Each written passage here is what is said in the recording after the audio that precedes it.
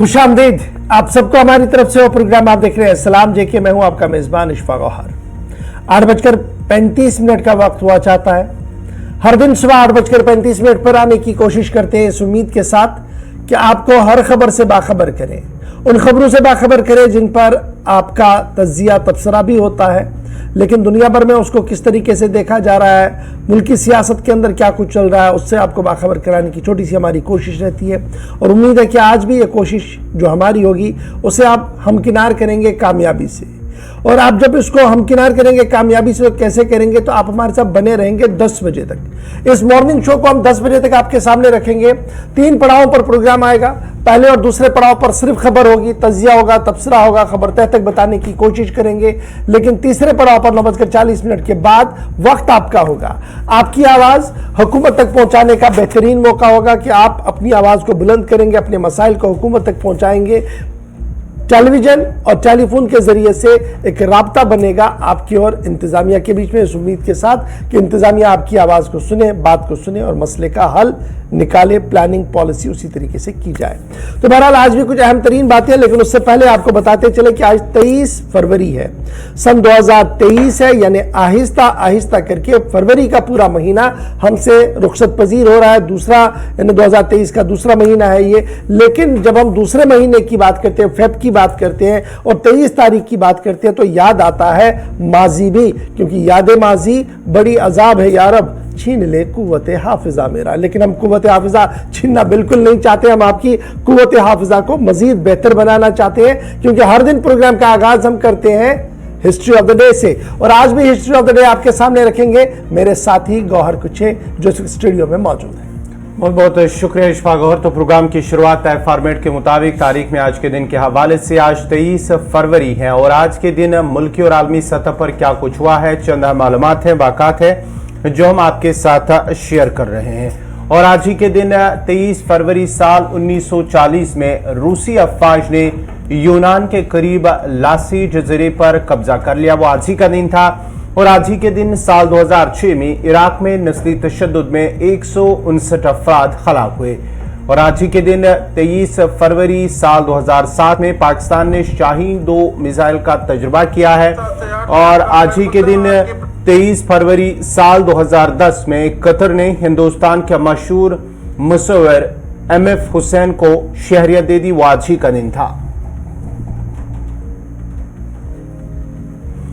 और आज ही के दिन 23 फरवरी साल 2014 में रूस में 22वें सरमाई ओलंपिक गेम्स की तकमील हुई है।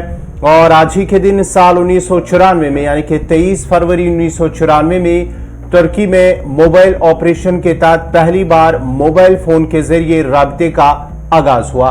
और आज ही के दिन 23 फरवरी साल 1904 में अमेरिका ने $10 मिलियन के बदले पानामा नहर का कंट्रोल अपने हाथ में ले लिया था। और आज ही के दिन 23 फरवरी साल 2001 में अमेरिकी सेनेट ने मिसाइल डिफेंस सिस्टम को जारी रखने का ऐलान किया था। तो नाजरीन, ये थी 23 फरवरी यानी कि तारीख में आज के दिन के हवाले से कुछ अहम और चंद मालूमात जो हमने आपके साथ शेयर की है मुल्क की और आलमी सतह पर। अब बाज़ाब्ता तौर पर खबरों की शुरुआत करेंगे और खबरों की शुरुआत करेंगे इशफाक गौहर। चलिए जनाब, अब जरा खबर पर आते हैं और पहले आपको याद दिलाते हैं, अगर आपने सफर करना है तो हमारी बात को जरा बगौर सुनिएगा और उसके बाद सफर का प्रोग्राम बनाइएगा, क्योंकि श्रीनगर जम्मू कौमी शाहराह पिछले 2 दिन से हिचकोले खा रही थी। कहीं पर चट्टाने खिसक आ रही थी तो कहीं पर मिट्टी के तोदे गिरा रहे थे, जिसके बाद इंतजामिया को काफी मशक्कत करनी पड़ी और रात देर गए इंतजामिया दरमांदा गाड़ियों को निकालने में कामयाब हुई। और इस वक्त श्रीनगर जम्मू कौमी शाहराह ग्रीन सिग्नल है, यानी कौमी शाहराह पर गाड़ियों की आवाजाही लगातार जारी है। अच्छी खबर है जी 2 दिन के वक्फे के बाद। लेकिन यह भी याद रखिएगा कि इंतजामिया ने 2-3 अहम बातें कही है। एक ये कि अगर कल आप श्रीनगर जम्मू कौमी शाहराह पर सफर करना चाहते हैं तो अब आप कल बिल्कुल नहीं कर पाएंगे। पस्सी गिरे या मौसम का मिजाज साफ रहे, कल श्रीनगर जम्मू कौमी शाहराह पर गाड़ियों की आवाजाही को इजाजत नहीं होगी, न जम्मू से श्रीनगर और ना ही श्रीनगर से जम्मू। सिर्फ और सिर्फ इमरजेंसी व्हीकल्स यानी जिसमें बीमार हो, एम्बुलेंस हो, उसको चलने की इजाजत होगी और वो भी सब्जेक्ट कंसर्न अथॉरिटीज जो जगह जगह पर होंगी वो उन्हें क्लियर करेंगे कि आप किस रूट पर कितने मिनट में क्रॉस करेंगे, तो तभी जाकर वो चल सकते हैं। कल जो गाड़ियां दरमांदा थी उन्हें निकाल दिया गया है। इस वक्त गाड़ियों की रफ्तार बराबर जारी है, लेकिन कल के मुकाबले में यानी 24 फरवरी को इंतजामिया ने ड्राई डे इसको ऐलान कर दिया है, यानी कल किसी भी गाड़ी को चलने की इजाजत नहीं होगी, ना ही नाश्री टनल के उस पार और ना ही नाश्री टनल के इस पार, और ना ही नवयुगा टनल के उस पार और ना ही नवयुगा टनल के इस पार आने को इजाजत होगी किसी भी गाड़ी को।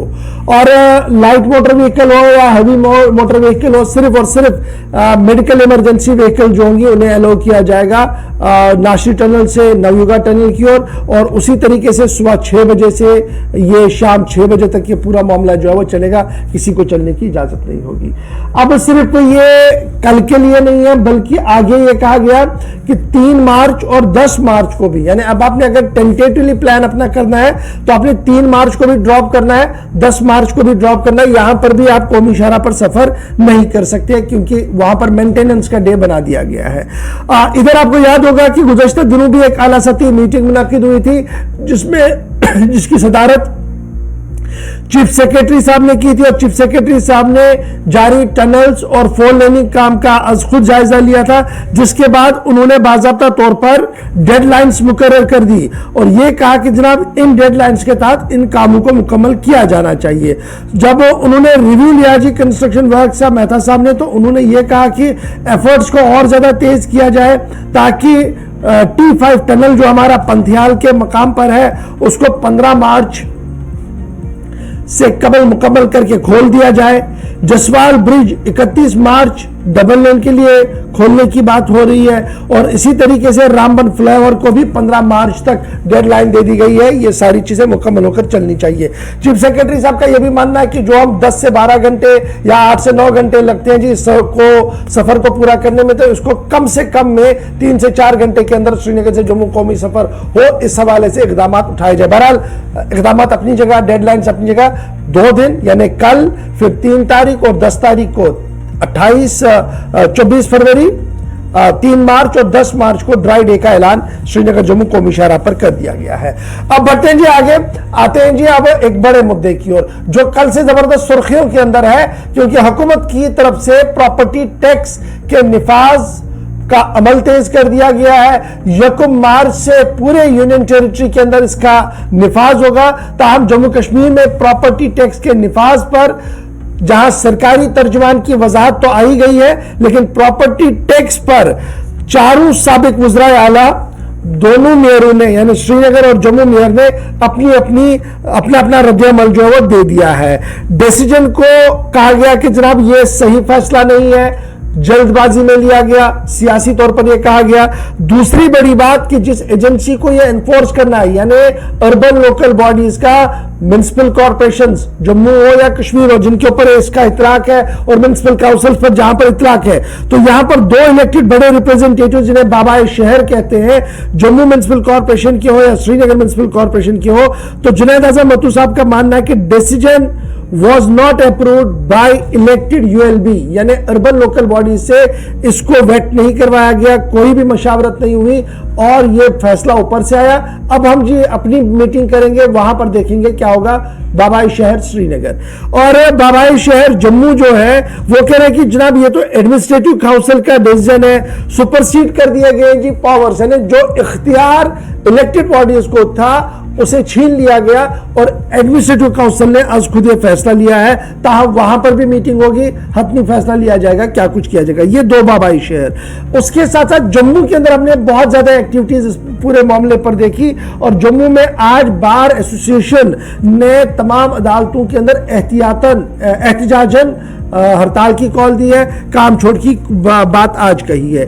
ये तो हो गया जनाब कल से लेकर अभी तक, लेकिन रात देर गए जम्मू कश्मीर में प्रॉपर्टी टैक्स के नफाज पर सरकारी तर्जुमान की वजाहत भी आई है। प्रॉपर्टी टैक्स सिर्फ 5 से 6% तक है और 2 मसावी किस्तों में इसकी अदायगी होगी। जो शहरी प्रॉपर्टी टैक्स की अदायगी में जल्दी करेंगे उसे 10% की छूट भी मिल सकती है, और बल्दियाती इदारों को मजबूत करने के लिए इस तरीके का फैसला बहुत ज्यादा जरूरी था, यह जनाब कहा गया जी सरकारी तर्जुमान की तरफ से।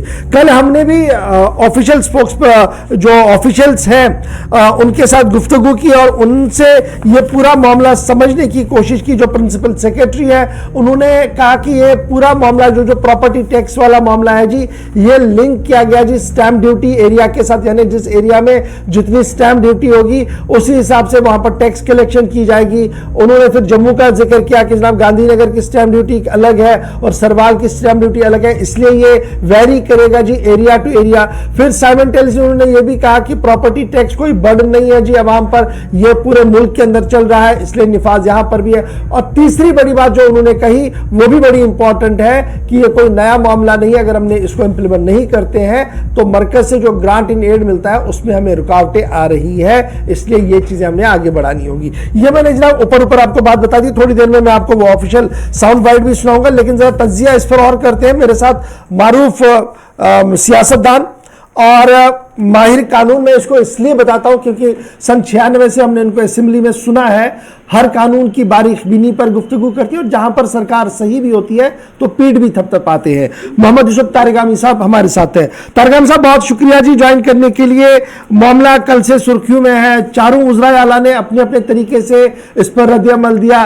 किसी ने भी ये नहीं कहा कि जनाब आउटराइटली ये गलत है, बल्कि कहा कि शायद टाइमिंग सही नहीं है, प्रॉपर प्लेसमेंट नहीं है जी, इसकी नहीं होना चाहिए था। लेकिन अवामी सतह पर इस तरह भी कैफियत है कि अब ये प्रॉपर्टी टैक्स देना है, साल में एक बार देना है और जिसकी जितनी वैल्यूएशन होगी स्टैंप ड्यूटी उस हिसाब से देना पड़ेगा। सरकार अपनी वजाहत दे चुकी है। इस बीच आप जो कल से इस पूरे प्रोसेस को देख रहे हैं, कैसे इस कानून को देख रहे हैं, कितना बेहतर फैसला है ये है और क्या कुछ इसमें खामी आपको नजर आ रही है? देखिए, जहां तक इस हुक्मनामे का ताल्लुक है, ये सरीहन गैरआईनी भी है और गलत भी है। वजह इसकी ये कि सरकार अब बार बार दोहराती आई है, मरकज से लेकर रियासती इंतजामिया तक, कि जम्मू कश्मीर में ग्रास रूट लेवल डेमोक्रेसी को रेस्टोर किया गया, लोकल बॉडीज का चुनाव हुआ, उनको बाइख्तियार बनाया गया और ये भी उनका दावा है कि ऐसा पहली बार हुआ। मैं उनसे ये पूछना चाहता हूं, ये वजह क्या है कि आप हमारे मेयर साहिबान जो कश्मीर के, जम्मू के, वहां के जो काउंसिल्स हैं, क्या उनसे मुशावरत की गई? क्या ज़ेर बहस लाया गया कि आपके इलाके में, शहरों में, कस्बों में टैक्स लगाए जा रहे हैं, प्रॉपर्टी टैक्स, उनके बारे में कुछ उनकी राय को, उनके बहस को, उनकी आरा को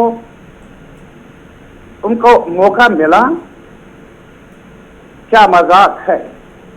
एक तरफ से ये कहते हैं, बार बार दोहराते हैं कि नई लीडरशिप डेवलप होगी ग्रास रूट लेवल से। कहां की लीडरशिप? और आज बंच ऑफ ऑफिसर्स बैठे हैं जिनको काउंसिल के नाम से, स्टेट काउंसिल के नाम से जाना जाता है, वो फैसला कर ले शहर श्रीनगर के बारे में, कुपवाड़ा के बारे में, जम्मू के बारे में, उधमपुर के बारे में, रियासी के बारे में। अरे साहब, ये आज तक सुना नहीं था और देखा भी नहीं था। बहरहाल हमारे लिए कुछ नया नहीं, ऐसा ही होना है।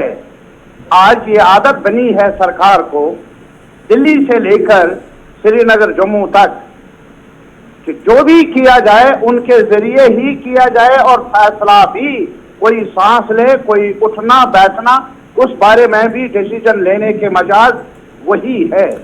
लेकिन है, मैं एक चीज बताना चाहता हूं जो बार बार ये दोहराते हैं कि 74th अमेंडमेंट कॉन्स्टिट्यूशनल अमेंडमेंट है वो, जिसके बारे में आज तक इल्जाम देते आए कि रियासी सरकारों ने उसका पालन नहीं किया।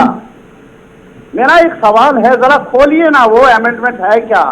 वो आईनी अमेंडमेंट है, कानून है, पूरे मुल्क के लिए वजह हुआ है। जरा ये बताइए, ये इंटीग्रेशन की बात कर रहे हैं, क्या ये कानून और जगहों पर लागू है, लेकिन जम्मू कश्मीर को मुस्तस्ना रखा गया है किसी भी बेहतर कानून से। अच्छा जी, तारिक अहमद साहब, दो बड़े इंपॉर्टेंट पॉइंट आपने कहा कि ये गैर आईनी है, तो एक तो मुझे इस पर एतराज है कि गैर आईनी है कैसे है, जबकि हुकूमत की वजाहत जो है उन्होंने एक्ट का हवाला दिया, कहा कि जनाब एक्ट के अंदर जो ये शिके हैं इसके तहत हुकूमत के पास, इंतजामिया के पास बाज़ाब्ता तौर पर इख्तियार है, वो नोटिफाई कर सकते हैं। इन एब्सेंस ऑफ, देखिए इसमें एक गलतफहमी है। अगर आपके पास काउंसिल्स नहीं है, अगर आपके पास बाज़ाब्ता जो इदारे हैं अगर वो नहीं होंगे तो आप इस बारे में सोच सकते हैं, लेकिन आपके पास, आपने तो डंडोरा पीटा है पूरी दुनिया में कि हमने लोकल बॉडीज के चुनाव करवाए। आज हमारे पास बड़े शहरों में मैं बड़ा अदब से यही सवाल मैं आपसे जानना चाहता, क्या एक्ट में कहीं ये लाइन लिखी है कि before taking any decision by the state administration उन्होंने जी कंसल्टेशन करनी है, कॉन्फिडेंस में लेना है? Question of consultation only, no, I differ. जो डिसीजन मेकिंग इख्तियार है टैक्स के बारे में, वैल्यूज के बारे में, जोन के बारे में, अरे क्या जानता है कोई अफसर मेरे इलाके में जोन की शक्ल सूरत क्या है, वैल्यू क्या है, वो क्या जानते हैं? फिर आपने चुना क्यों है? श्रीनगर को हवा कदल के बारे में कोई फैसला कर ले ऑफिसर जो पता नहीं कहां से नाजिल हुआ है। मेहरबानी होगी आपकी, आप मुझे माफ कर लें। ये इस वजह से यार कुछ तो कायदा जाबिता का ख्याल रखो। हमारे पास इलेक्टेड इंस्टीट्यूशंस हैं, वो मजाज है, और ये हमारी बात है कि आप क्या बताएंगे, लेजिस्लेचर का इख्तियार है कानून बनाने का। अब वो लेजिस्लेचर भी नहीं। अजीब आजकल सूरत हाल है कि पूरे मुल्क में जमहूरियत है, जमहूरियत के बारे में चर्चा है, लेकिन जम्मू कश्मीर है 18 से लेकर आज तक असेंबली ही नहीं। तो क्या मैं ये समझूं कि तारिक अहमद साहब ये कह रहे हैं कि तारिक अहमद साहब का मानना है कि टैक्स इंपोज ना हो? नहीं तारिक अहमद साहब, दो चीजें हैं बड़ी इंपॉर्टेंट। क्या मैं ये समझूं कि आप इस बात के हामी है कि टैक्स का बोझ ना डाला जाए? नो, मैं ये नहीं साहब, मत नहीं, मेरे अल्फाज मेरे ही रहेंगे। आप उनकी इंटरप्रिटेशन कर सकते हैं, लेकिन ये नहीं कि आप मेरे अल्फाज को बदल ही सके, ऐसा नहीं। मैंने कहा टैक्स लगाने का कानून बनाना, रेट्स मुकर्रर करना, वैल्यू डिसाइड करना, वो इलेक्टेड बॉडीज का है। अच्छा, जब ठीक है जी, वो ब्यूरोक्रेट्स हुआ। लेकिन मैं वही कह रहा हूँ, या तो फिर with due honour to all the elected bodies, या तो उन्होंने अपने कानून को पढ़ा ही नहीं है ना। उसमें एक लाइन भी कहीं पर ये नहीं है कि स्टेट गवर्नमेंट जब टैक्स इंपोज करेगी वो किससे कंसल्टेशन करेगी। उसमें सीधे लिखा कि ऑर्डर्स निकाले जाएंगे। अरे साहब, वैल्यूज कौन डिसाइड कर लेगा? वैल्यू आप थोड़ा सा लफ्ज भी देख लीजिए ना। अरे मुझे बताइए, जोन को मुकर्रर करना, जोन की शक्ल क्या है, एक जगह, एक महल्ले में, दूसरे महल्ले में, इसके बारे में कोई कहीं से आया हुआ अफसर फैसला कर ले, लेकिन उस महल्ले का रहने वाला काउंसिलर उसको पता भी नहीं। क्या ये कौन सा तरीका है जमहूरियत का? कौन सा तरीका है फैसला लेने का? बहरहाल इनको ऐलान करना चाहिए, एक ही चीज है, इनको कहना चाहिए कि आप कॉन्स्टिट्यूशन लागू नहीं है जम्मू कश्मीर में, माफ करना मुझे, इनको कहना चाहिए कि इमरजेंसी नाफिज है जम्मू कश्मीर में। साहब बादशाह है और बादशाह जो चाहे कर ले, लेकिन अगर अभी भी कॉन्स्टिट्यूशनल ऑर्डर जिंदा है, अभी भी अगर कॉन्स्टिट्यूशन है पूरे मुल्क में, जम्मू कश्मीर में भी ये सरीहन आईन के खिलाफ है, कानून के खिलाफ। चलिए, बहुत शुक्रिया जी तारिक अहमद साहब ज्वाइन करने के लिए। पॉलिटिकल लीडरशिप का गिला ये है कि जनाब कंसल्टेशन नहीं है, लेकिन खुलकर ये कोई नहीं कह रहा कि जनाब टैक्स इंपोजिशन गलत है।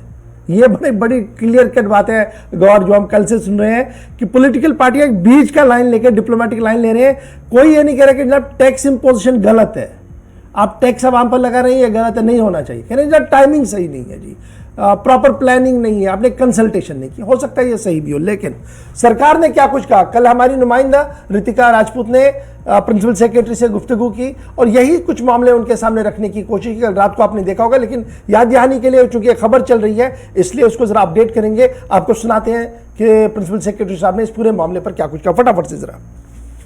78 अर्बन लोकल बॉडीज़ है, 2 म्यूनसिपल कॉरपोरेशन है जम्मू और श्रीनगर में।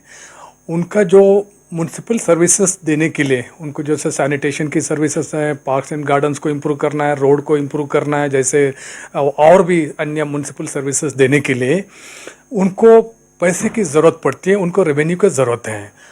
आज का दिन देखेंगे अगर 2021-22 में हमारे जो सारे जम्मू एंड कश्मीर के अर्बन लोकल बॉडीज़ के जो सैलरी और ऑपरेशनल एक्सपेंडिचर 21-22 में 650 करोड़ रुपए रहे और करंट फाइनेंशियल ईयर में 2022-23 में 850 करोड़ के आसपास है।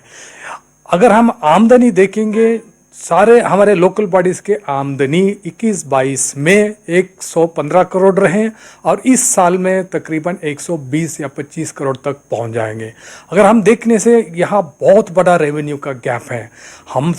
हमें अगर अच्छे सर्विस लोगों को देने के लिए म्यूनसिपल फाइनेंसेस को स्ट्रेंथन करना सबसे ज़्यादा आवश्यक है, क्योंकि ये प्रॉपर्टी टैक्स एकमात्र सोर्स है जो सबसे ज़्यादा म्यूनसिपल लोकल बॉडीज़ को सोर्स ऑफ इनकम है। हम सारे हिंदुस्तान के अर्बन लोकल बॉडीज़ देखें या हम ग्लोबल प्रैक्टिसेस भी देखें, प्रॉपर्टी टैक्स एक सबसे बड़ा मेन सोर्स ऑफ रेवेन्यू है। उसके साथ भी अन्य टैक्स रेवेन्यूज भी हैं, मगर उसमें इतना ज़्यादा रेवेन्यू नहीं आता है। तो उस वजह से अगर हमारे म्यूनसिपल सर्विसेज को हमें स्ट्रेंथन करना है, म्यूनसिपल अर्बन लोकल बॉडीज़ को हमें स्ट्रेंथन करना है, उनको ऑटोनोमस, फाइनेंशियली ऑटोनोमस करना और पावर्स को डेवोल्यूशन करना है, उनको एक स्ट्रॉन्ग अर्बन लोकल बॉडीज़ बना के फंक्शनल और करना है, तो हमें उनकी फाइनेंशियल्स को भी स्ट्रेंथन करना है। उसके द्वारा अगर हमें अच्छे म्यूनसिपल सर्विसेज को लोगों को उपलब्ध करने के लिए फाइनेंसेस की ज़रूरत है। सरकारी ग्रांट्स तो है, मगर सरकारी ग्रांट पूरा जो घाटा है उसको पूरा नहीं कर पाएंगे। तो उसको नज़र में रखते हुए यहाँ म्यूनसिपल एडमिनिस्ट्रेशन को, म्यूनसिपल कॉरपोरेशंस और म्यूनसिपल बॉडीज़ को फाइनेंशियली स्ट्रॉन्ग, इंडिपेंडेंट और ऑपरेशनली एफिशिएंट एंड इफेक्टिव करने के लिए प्रॉपर्टी टैक्स को हमने नोटिफाई किया है। ये हमने ध्यान में रख के किया है कि ये पहली बार लग रहा है, क्योंकि ये मॉडरेट हो, उसमें इकोनॉमिकली वीकर सेक्शंस और लोअर मिडिल क्लास इसमें एक्सक्लूड हो और उनको ऊपर हमने कोई टैक्स नहीं लगा है।